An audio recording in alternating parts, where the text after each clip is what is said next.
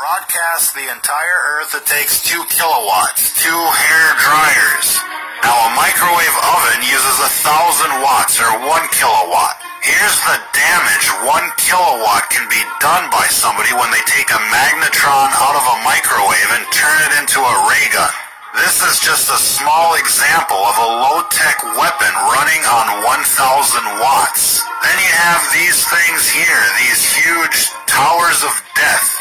Now each row in this tower, an array, or a set of dishes or rectennas or whatever you want to call them, is connected to a cable with a maximum power output of 300,000 watts, or 300 kilowatts. That's 300 microwave ovens. We base that conservative estimate based on the gauge of the cabling that's running up to one of these arrays. They're estimated at 300,000 watts per cable. Those aren't fiber optic cables running up to those arrays. It's a thick copper gauge transmission line quality cable running up those towers. Now if there's 10 cables, that's like 3 megawatts of power. And these cables are out there to output power to the magnetron, not for data transfer. That's an important point. These cell phone towers are weaponized. There's no other reason to have this much power running up the cables. It isn't for data transfer. Now, FCC regulations limit normal transmission per array to about 400 watts.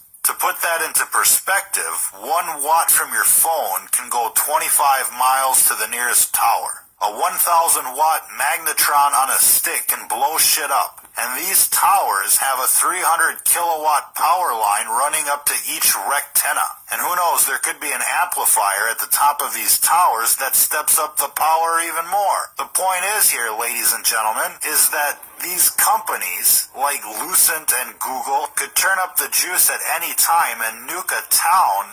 They could nuke the entire country without any warning, without anybody being able to protect themselves. They could cook them like a boiling frog in the middle of the night. This infrastructure is not only in place, it's built up with multiple levels of redundancy. Every big city has thousands of these death towers.